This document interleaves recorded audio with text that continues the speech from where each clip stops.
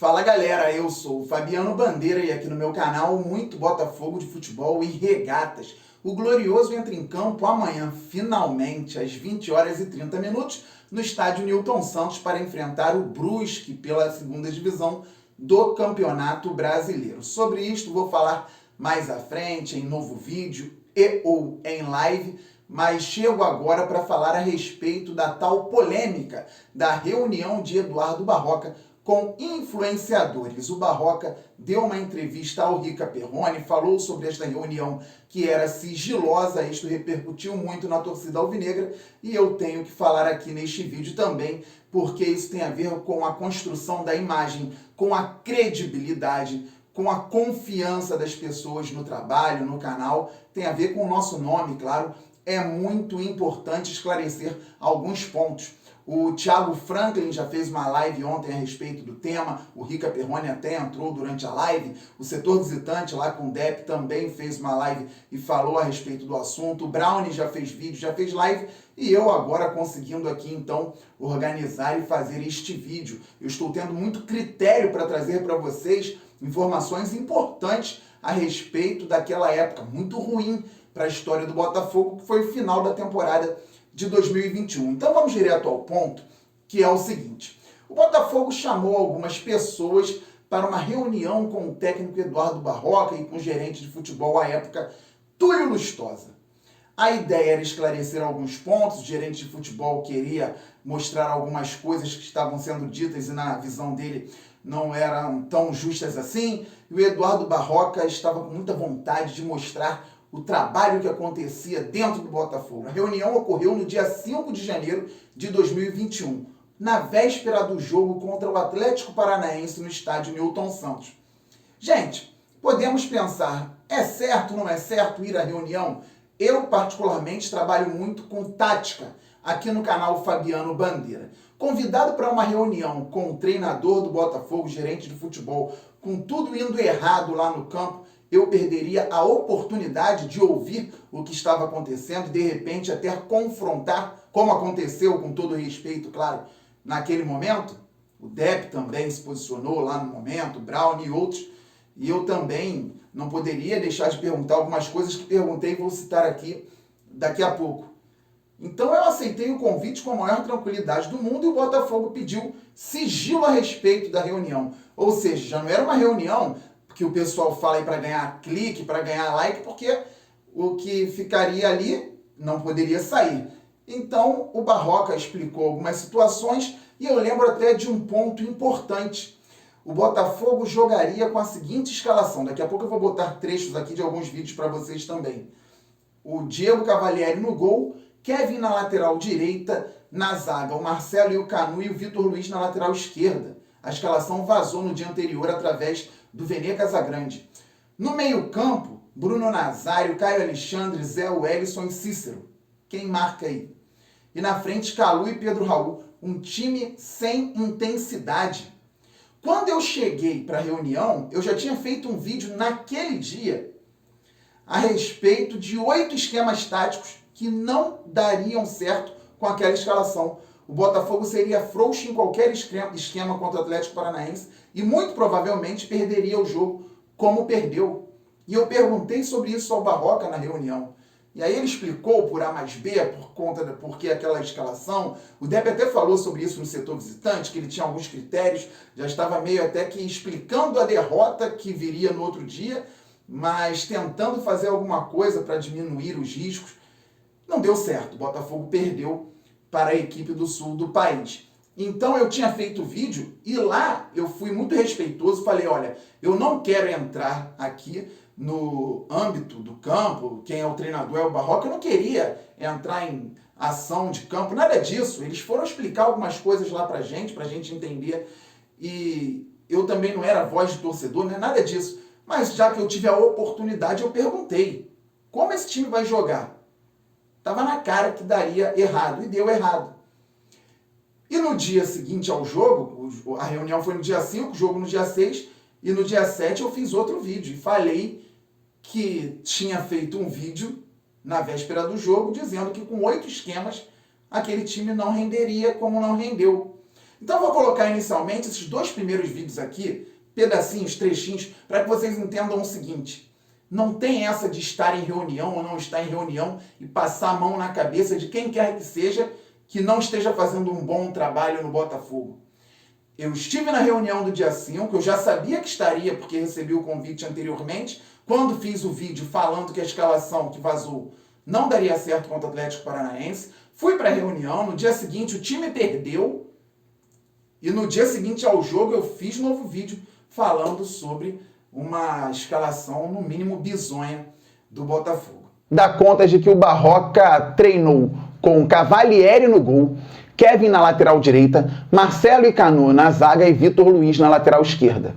Zé Wellison, Cícero, Caio Alexandre, Bruno Nazário, Calu e Pedro Raul. E eu vou desenvolver um raciocínio aqui com vocês bem simples agora. O Botafogo não tem condições de dar intensidade ao jogo se entrar em campo com esses 11 como titulares. Porque o Barroca escala o time que ele escalou ontem.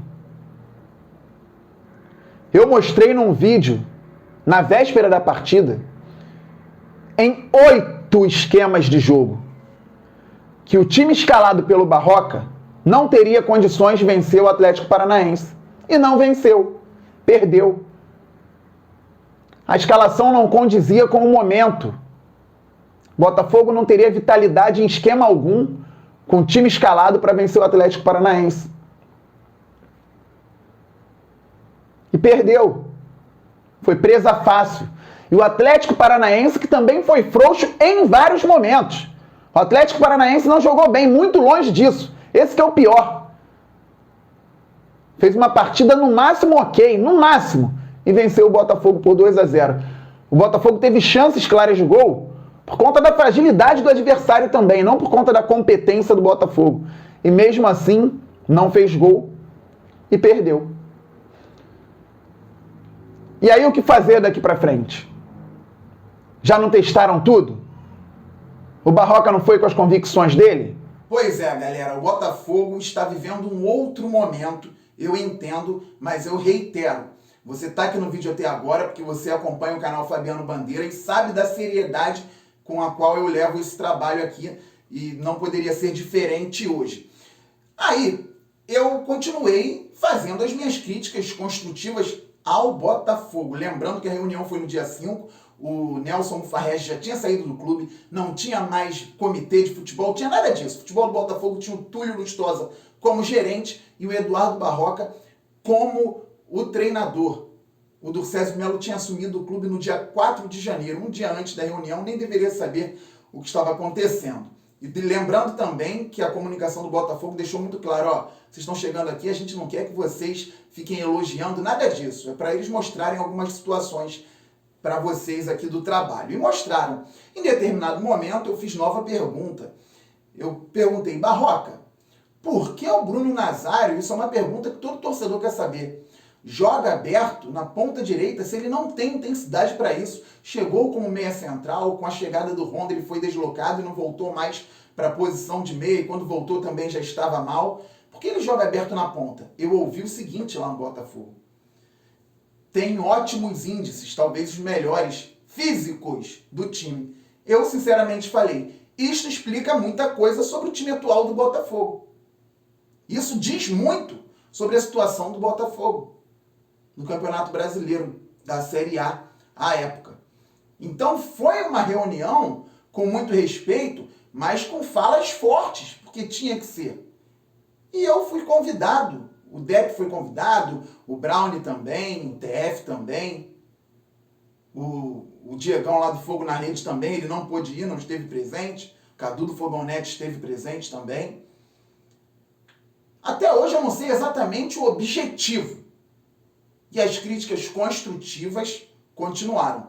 Vocês conhecem o canal, sabem da minha relação aqui recente nas coletivas com o Marcelo Chamusca. Muita gente falava, puxa Fabiano, quando o Chamusca ouve sua pergunta, ele já fica meio assim, mas eu nunca faltei com respeito ao Chamusca. Nunca faltei com respeito ao Autuori, ao Valentim, ao Jair lá atrás, quando eu trabalhava na Rádio Opinião.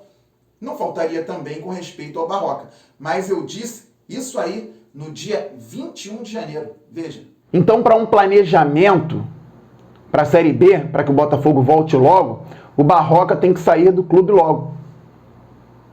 Infelizmente, o Túlio Lustosa, gerente de futebol, que participou da contratação e manteve no cargo, também tem que sair.